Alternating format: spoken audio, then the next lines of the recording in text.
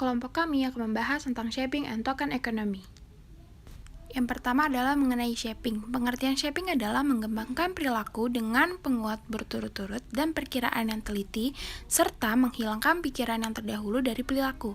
Nah, shaping ini juga merupakan salah satu prosedur untuk membentuk perilaku yang belum dimunculkan oleh individu. Dan shaping ini bisa dapat disimpulkan untuk suatu teknik pengembangan tingkah laku baru melalui mulanya memberikan penguatan pada suatu respons yang membentuk respons tingkah laku yang dikehendaki. Dan yang selanjutnya adalah aspek yang dapat dibentuk oleh shaping. Yang pertama itu ada topografi. Topografi itu merupakan bentuk kecil dari sebuah respon untuk mencetak kata atau mengikuti perkataan.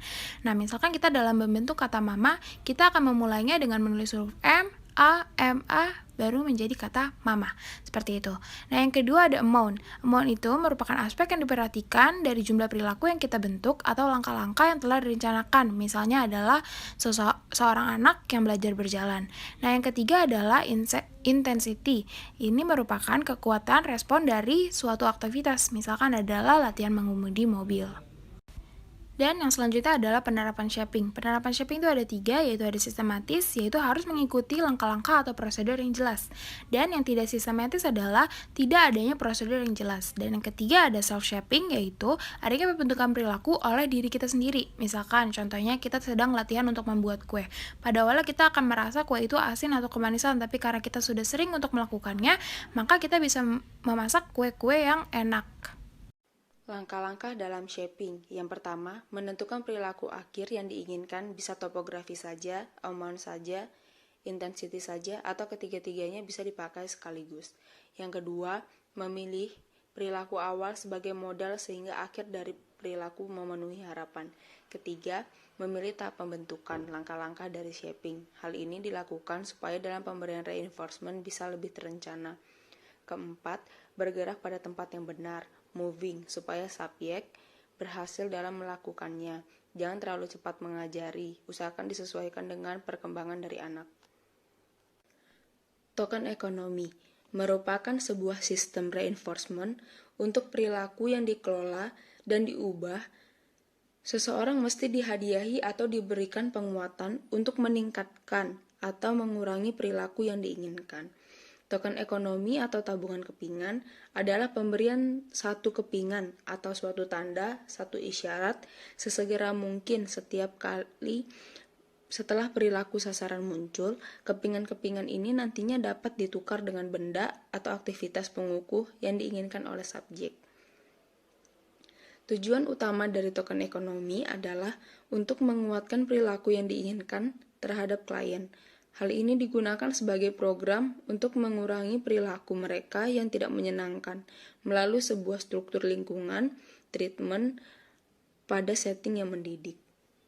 Karakteristik dasar dan prinsip pokok token ekonomi. Karakteristik dasar token ekonomi yang pertama, perilaku yang akan diperkuat dinyatakan secara jelas.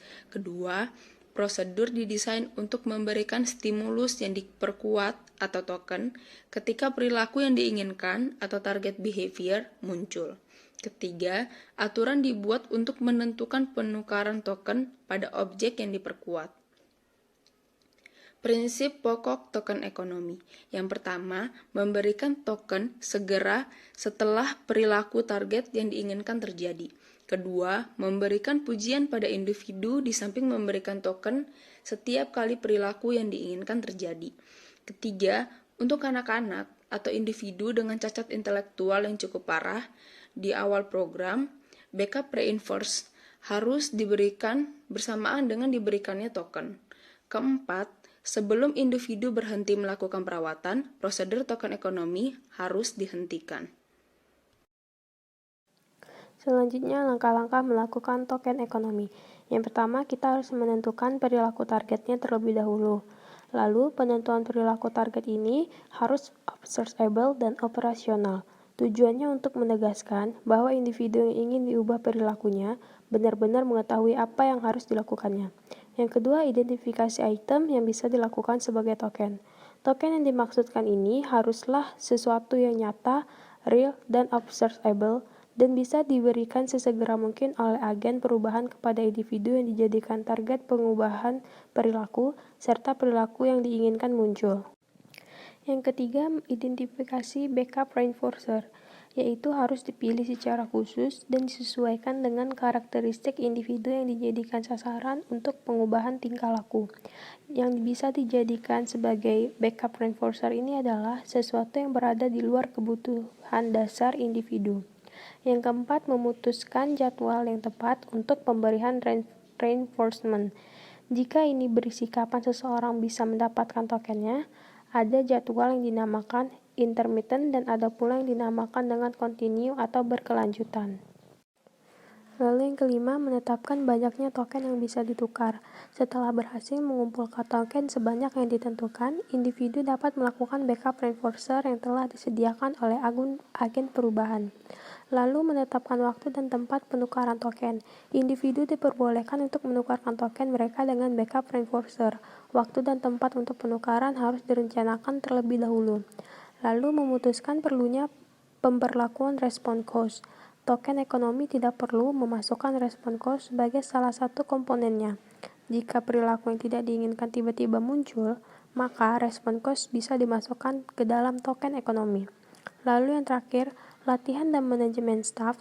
Dalam setting apapun, sebelum melakukan prosedur token ekonomi, maka staf dalam setting tersebut harus dilatih terlebih dahulu untuk dapat menerapkan token ekonomi dengan baik.